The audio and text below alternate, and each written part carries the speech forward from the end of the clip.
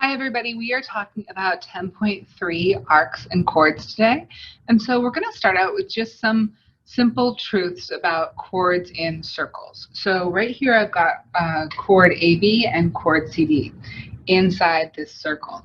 Now if these two chords happen to be congruent, so for example AB is congruent to CD, that these two chords are congruent, then the arcs that correspond with them are also congruent. So AB is going to be congruent to CD. And you can mark chord congruence with tick marks as well.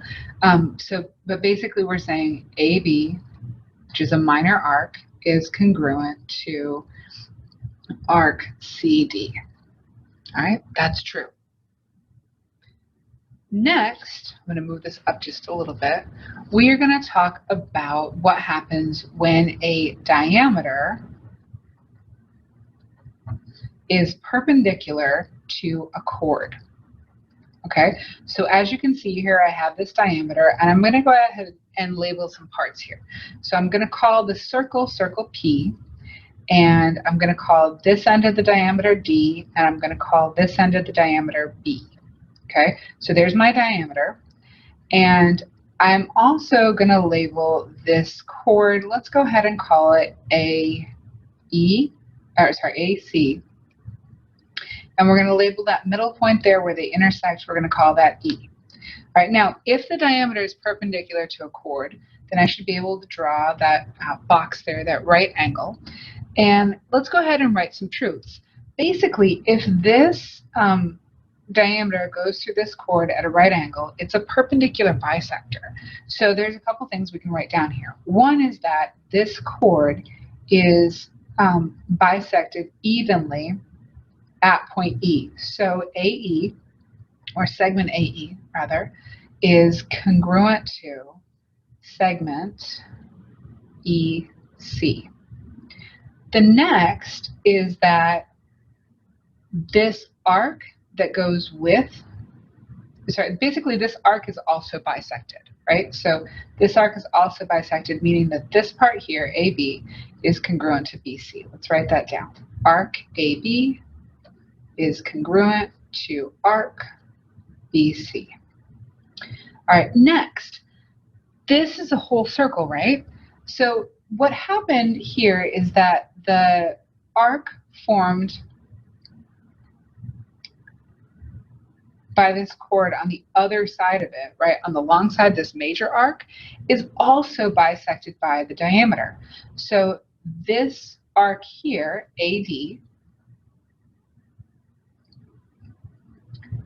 it's kind of wonky, is congruent to this arc here, DC. That's it. So when a diameter is perpendicular to a chord, you have these congruences. Okay, so when you have two chords that are the same distance from the center, let's go ahead and label some things. I'm going to call this chord BA or AB, and I'm going to call this chord CD. I'm going to call the circle E. Okay, now how do I know that they're the same distance? Well, if I draw the shortest line that I possibly can to both of them, they should be the same distance. Now what also should happen is that shortest distance should be perpendicular. Okay, so this is actually at a right angle. And this over here, see if I can get that, is also going to be at a right angle. Now it says that the two chords are the same distance from the center. So these two parts right here are going to be congruent. And you know what, I think I'm going to need another point, because this is going to be point F and point G. Okay, so first of all, if the chords are the same distance from the center, then from the center to the chord, segment EF is congruent to the center to the chord on the other one, center to the other chord, EG. Okay, next, we should be able to say that since these two distances are the same, then the lengths of those chords are the same. So AB chord AB is congruent to chord CD. And then finally, the arcs that correspond with those chords should be congruent.